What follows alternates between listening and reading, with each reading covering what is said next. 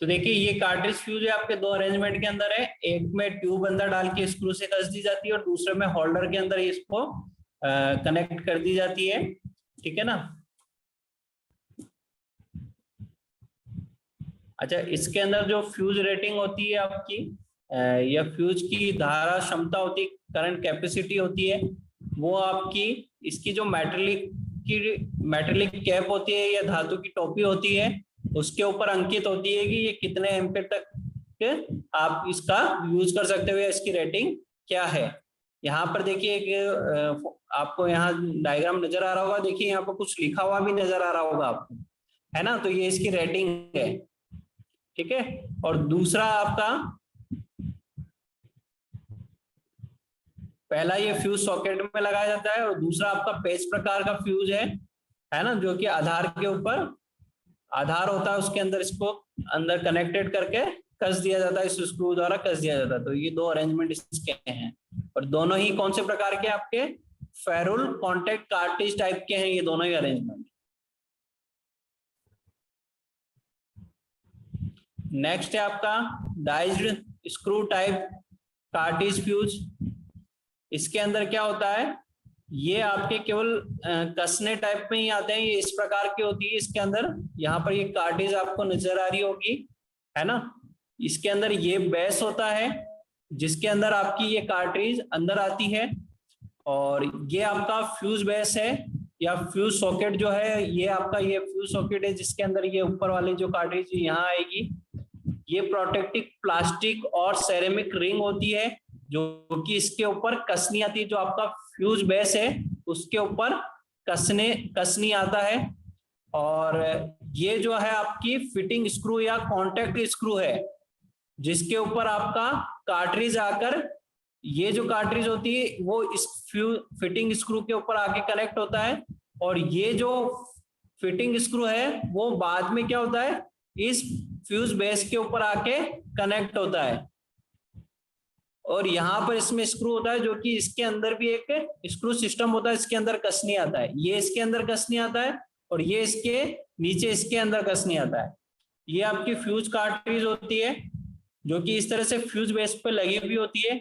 अच्छा, ये जो फ्यूज बेस पर जो ये फ्यूज बेस होता है इसका या फिटिंग स्क्रू या कॉन्टैक्ट स्क्रू जिसका हम बोलते हैं, वो अलग अलग साइज में अवेलेबल होते हैं। जैसे कि 16 एम्पियर का ये जो साइज होगा वो अलग होगा ताकि इसके अंदर 10 एम्पियर की कार्ट्रिज ना लगा सकें। तो इस तरह से आप गलत रेटिंग की कार्ट्रिज इसमें ना लगे, इसलिए इनको क्या करते हैं, अलग अलग साइज में बनाते हैं। तो देखिए यहाँ पर 6 एम्पियर के लिए छोटा साइज है, 10 एम्पियर के लिए थोड़ा बड़ा है, 16 एम्पियर के लिए थोड़ा और बड़ा है।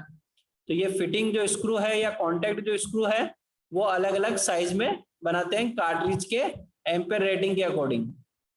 और फिर बाद में इसको ऊपर से कनेक्शन के लिए स्क्रू कैप लगा देते हैं जिसको फ्यूज कार्ट्रिज होल्डर भी बोलते हैं।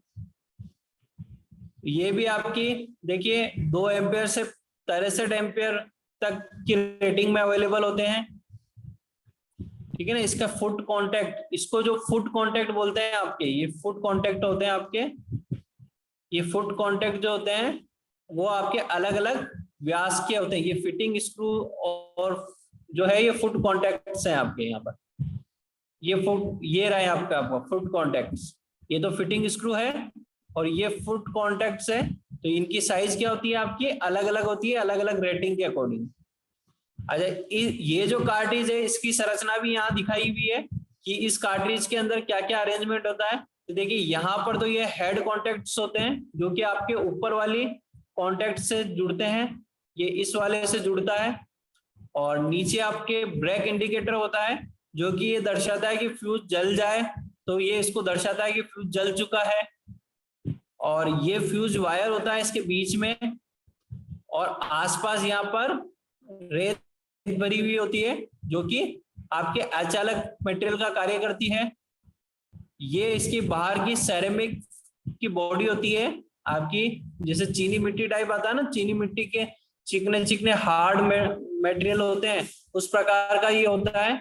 और ये फुट कॉन्टैक्ट होते हैं जो कि आपके फिटिंग स्क्रू या कॉन्टैक्ट स्क्रू में आकर जुड़ते हैं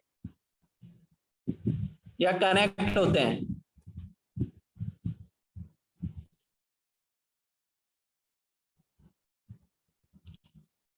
अच्छा, ये जो आपके फिटिंग स्क्रू होते हैं इनकी साइज भी अलग अलग होती है और इनके ऊपर क्या होता है, एक कलर अलग अलग रंग के लेबल लगे हुए होते हैं और इन लेबल से आप इनकी पहचान कर सकते हो कि ये कितने एम्पेयर तक का आप इसको यूज कर सकते हो।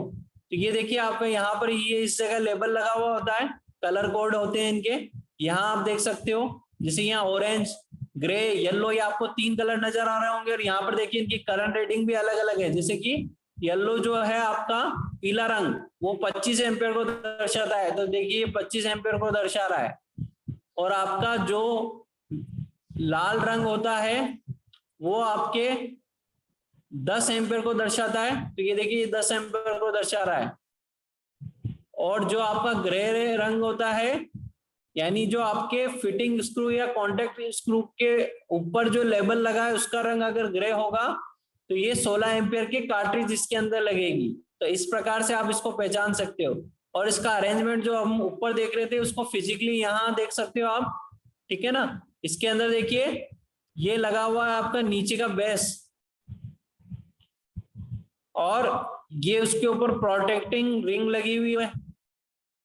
ये इसके ऊपर आपका फिटिंग स्क्रू या कॉन्टेक्ट स्क्रू इसके ऊपर आता है जिसके अंदर ये कार्ट्रिज लगता है और फिर उसके ऊपर ये ऊपर वाली जो कैप है वो लगेगी और वो इसके अंदर कसनी आ जाएगी। जो ये नीचे वाले फुट होते हैं इसके फुट कॉन्टेक्ट वो इसके अंदर यहाँ मिडल में देख रहे होंगे आप, मिडल में एक कॉन्टेक्ट है उससे कनेक्टेड होते हैं और उस कॉन्टेक्ट का कनेक्शन आपके इस टर्मिनल से होता है। और ये वाले जो आपको यहाँ पर चूड़ियां नजर आ रही है वो इससे कसनी आती है और ये वाली जो मेटेलिक चूड़ी है वो आपकी इससे कनेक्टेड होती है। और ये वाला कॉन्टेक्ट और ये वाला कॉन्टेक्ट इंसुलेटर द्वारा इंसुलेटेड होता है। यहाँ पर चारों तरफ इंसुलेटिंग मटेरियल भरा हुआ होता है जिससे ये आपस में शॉर्ट नहीं होते हैं।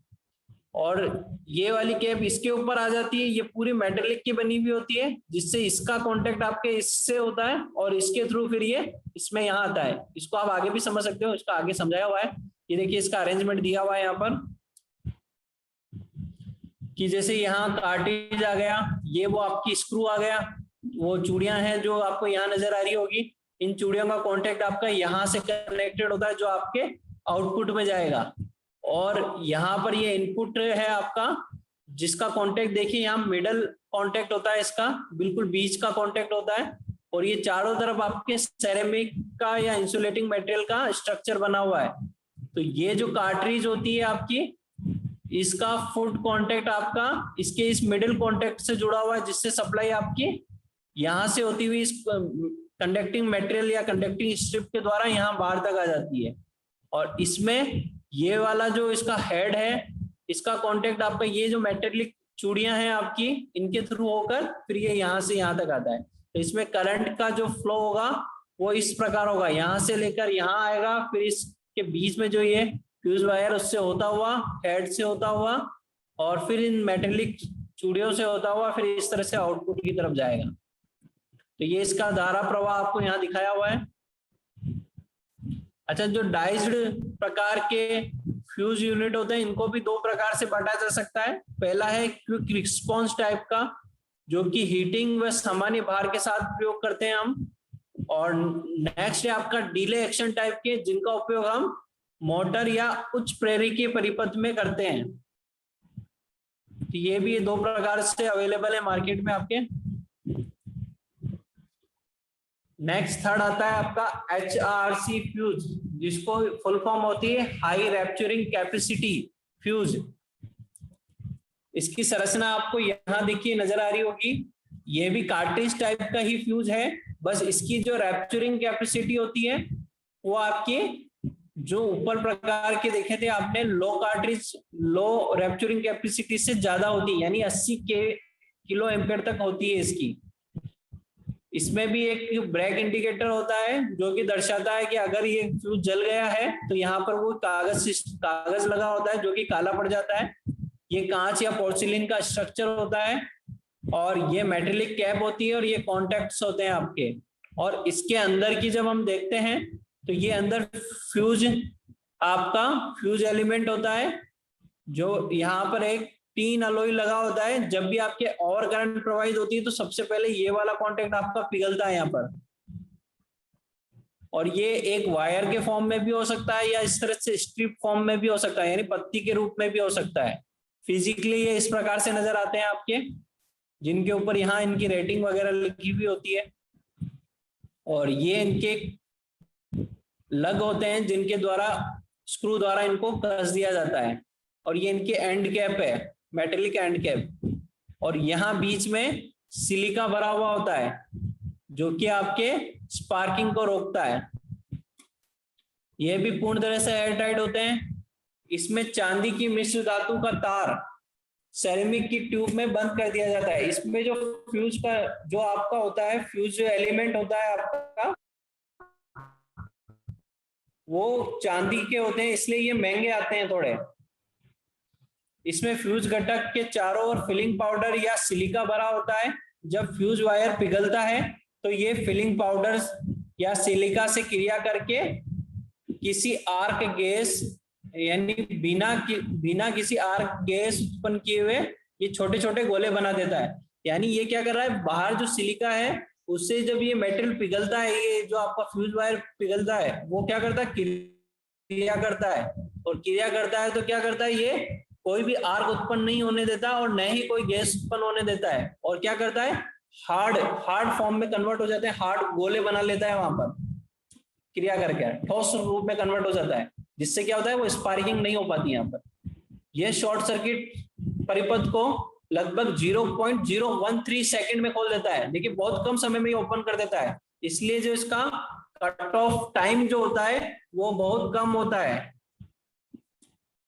और जो इसका कट ऑफ फैक्टर है वो 1.4 के आसपास ही होता है। इनका उपयोग उच्च धारा वाले सर्किट के अंदर करते हैं, जहां हाई करंट प्रवाहित होती है वहां पर हम इनका उपयोग करते हैं, क्योंकि क्या होता है, इनकी रैप्चरिंग कैपेसिटी ज्यादा है, तो ये ज्यादा करंट सहन कर सकेगा और बिना क्षति पहुंचाए। अच्छा, इनकी जो रेटिंग है एमवीए में, रैप्चरिंग जो कैपेसिटी होती है वो एमवीए में दर्शाई जाती है, और उसको निकालने का यहाँ फॉर्मूला दिया हुआ है कि किस प्रकार से आप इसमें एमवीए में इसकी रेटिंग निकाल सकते हो। तो देखिए, जितनी आपकी एम्पियर में फॉल्ट करंट इसमें प्रवाहित होगी इनटू परिपथ का वोल्टेज अपॉन 10⁶। अगर आप इस फॉर्मूले का यूज करके इसमें जो भी रेटिंग है आपकी वो एमवीए में निकाल सकते हो, यानी रैप्चरिंग जो कैपेसिटी है वो एमवीए में निकाल पाओगे आप।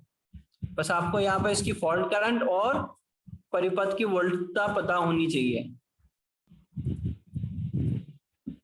अच्छा, रीवायरेबल फ्यूज और आपके एचआरसी फ्यूज का कुछ डिफरेंसेस दिया हुआ है यहाँ पर कि इन दोनों में क्या क्या अंतर होते हैं। तो सबसे पहले देखिए रैप्चरिंग कैपेसिटी का।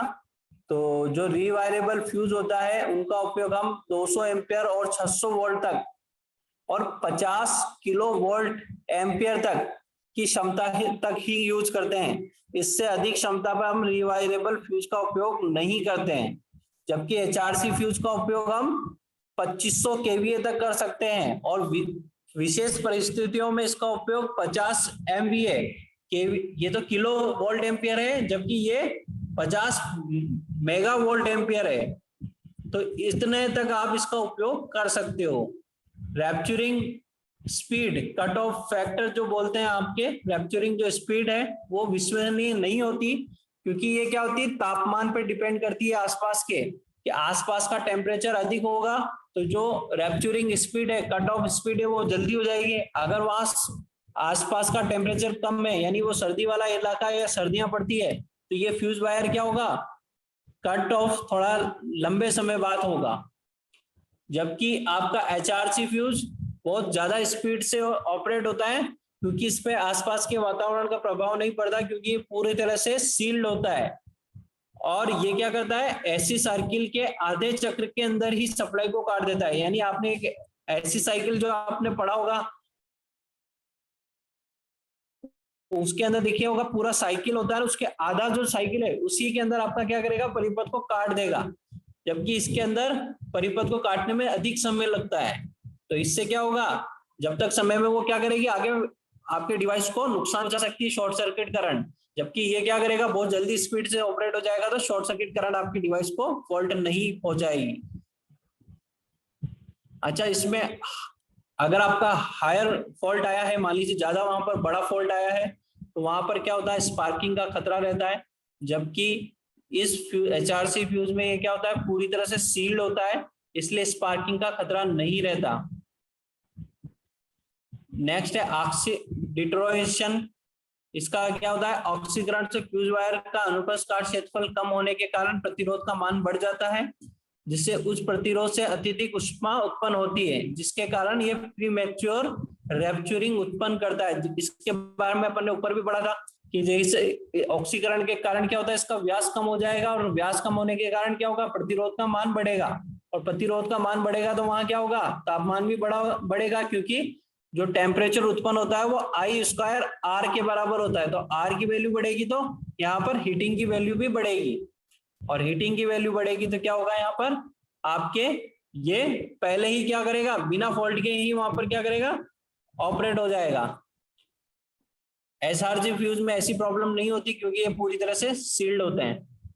फ्यूजिंग फैक्टर कॉपर वायर के लिए 20 एम्पेयर तक तो इसका फ्यूजिंग फैक्टर 1.7 होता है, जबकि 20 एम्पेयर से अधिक होने पर इसका फ्यूजिंग फैक्टर आपका 2 होगा, जो कि ज्यादा है, क्योंकि अपना फ्यूजिंग फैक्टर 1.4 से अधिक नहीं होना चाहिए, और HRC का फ्यूजिंग फैक्टर 1.1 ही होता है, तो ये अच्छे क्वालिटी के होते हैं आपके। ठीक है, ये फ्यूज है आपके।